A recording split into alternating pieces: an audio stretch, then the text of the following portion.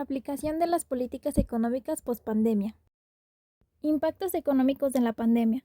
Intensificación de las desigualdades internas y entre países. Los impactos económicos de la pandemia fueron especialmente graves en las economías emergentes, donde las pérdidas de ingresos pusieron de manifiesto y exacerbaron ciertos factores de fragilidad económica preexistentes. A medida que avanzaba la pandemia en 2020, se vio con claridad que muchos hogares y empresas no estaban preparados para soportar una alteración de semejante duración y escala en sus ingresos. Más del 50% de los hogares de las economías emergentes y avanzadas no podrían sostener el consumo básico durante más de 3 meses en caso de perder sus ingresos. Del mismo modo, las reservas de efectivo de una empresa promedio alcanzarían para cubrir los gastos correspondientes a menos de 55 días. Muchos hogares y empresas de economía emergentes ya cargaban con niveles de deuda insostenibles antes de la crisis y tuvieron dificultades para hacer frente a los pagos cuando la pandemia y las medidas de salud pública conexas provocaron una disminución abrupta en sus ingresos. De igual manera, la crisis tuvo un impacto drástico en la pobreza y la desigualdad en todo el mundo. La pobreza mundial se incrementó por primera vez en el curso de una generación, y la desproporcionada pérdida de ingresos sufrida por las poblaciones desfavorecidas condujeron a un enorme aumento de las desigualdades internas y entre los países. Las respuestas a corto plazo de los gobiernos frente a la crisis. Las respuestas gubernamentales a corto plazo ante la pandemia fueron extraordinariamente rápidas y abarcadoras, ya que los gobiernos aplicaron numerosos instrumentos de política económica que no tenían precedentes o que nunca se habían utilizado a esa escala en las economías emergentes.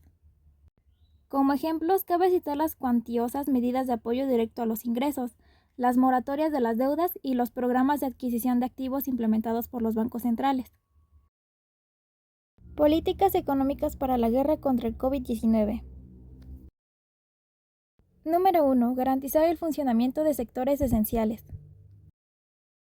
Deben de incrementarse los recursos para pruebas de detección del COVID-19 y su tratamiento.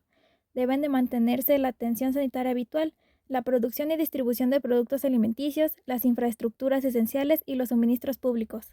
Podrían ser necesarias incluso medidas intrusivas por parte de los gobiernos para la provisión de suministros fundamentales, recurriendo a mandatos en tiempos de guerra, con la priorización de contratos públicos para insumos esenciales y productos finales, la reconversión de industrias o nacionalizaciones selectivas. Número 2. Proporcionar recursos suficientes a las personas afectadas por la crisis. Los hogares que pierdan sus ingresos debido directa o indirectamente a las medidas de confinamiento necesitarán apoyo gubernamental. Este apoyo debe de contribuir a que la gente se quede en casa y al mismo tiempo mantengan sus empleos. Las prestaciones por desempleo deben ampliarse y extenderse. Es necesario que las transferencias de efectivo lleguen a los trabajadores independientes y sin empleo. Número 3. Evitar una disrupción económica excesiva. Las políticas deben salvaguardar las redes de relaciones entre trabajadores y empleadores, productores y consumidores, prestamistas y prestatarios, de forma que las empresas puedan reanudar plenamente sus actividades cuando se hayan superado la emergencia médica. Los cierres de empresas causarían pérdidas de conocimientos organizativos y la cancelación de proyectos productivos a largo plazo. Las disrupciones en el sector financiero también intensificarían las dificultades económicas. Los gobiernos deben proporcionar un apoyo excepcional a las empresas privadas, inclusive mediante subsidios salariales, con condiciones adecuadas. Opciones de política económica. Suspensión de pagos hipotecarios, préstamos a estudiantes, aplazamientos del pago de impuestos y de las contribuciones a la seguridad social, transferencias de efectivo, seguro de desempleo y vales de alimentación para estudiantes que estén lejos de las escuelas. A las empresas, extensión de los vencimientos de préstamos, aplazamientos del pago de impuestos y de las contribuciones a la seguridad social, compra de efectos comerciales y bonos, concesión de créditos directos por parte de los bancarios centrales, garantías de crédito, inyecciones de capital, subsidios para mantener el desempleo, subsidios directos basados en ventas prestadas.